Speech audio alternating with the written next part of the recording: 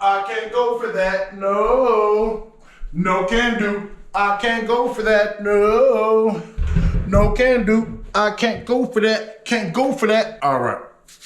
Today, what we're going to talk about is something that I think we've been missing, needs to come back. It's going to start some beef. It's going to start some problems, but it's going to be a good problem. It's going to be good beef. All right. Big Daniel, Import Life. Let's get into it.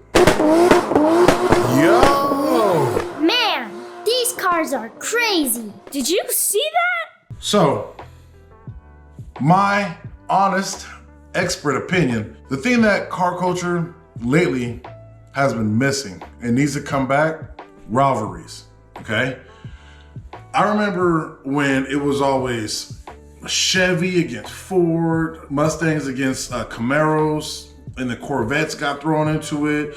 Even Subaru, Mitsubishi, the Evo against the WRX, the STI.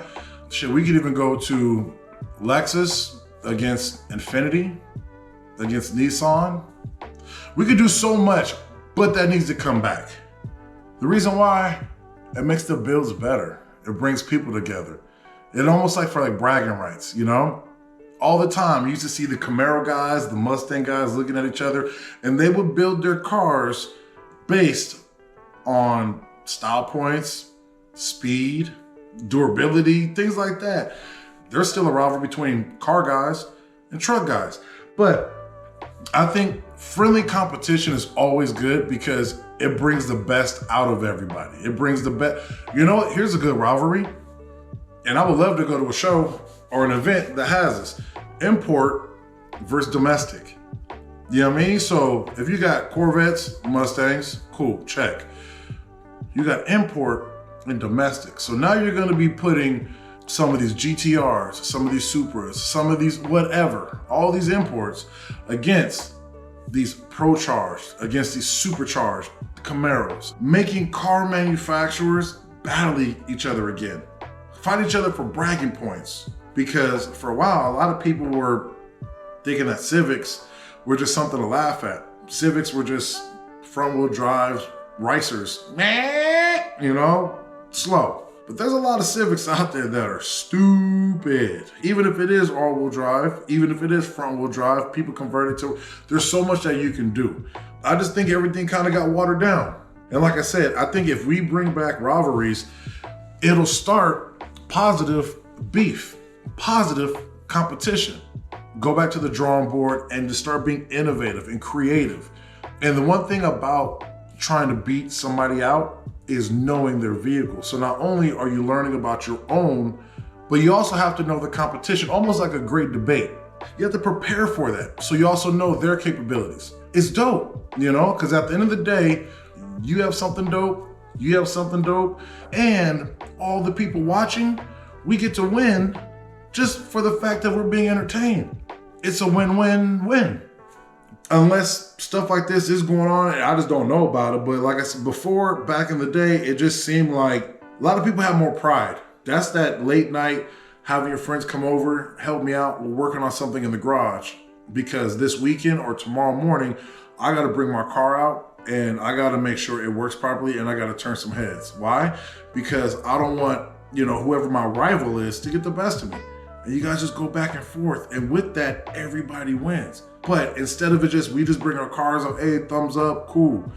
Hey, respect all builds. It's just getting watered down. I guess my main thing is, if the current climate changes, the climate of the car culture, if it changes and kind of gives it back that old school vibe, I think it'll be something great that we can all take part in and witness. And it's something that is missed, something that's just not there anymore. Everybody wants to be friendly with each other. Everybody wants to just accept what's in front of them. It's okay to run your mouth, but the good thing about running your mouth is you're gonna have to back it up.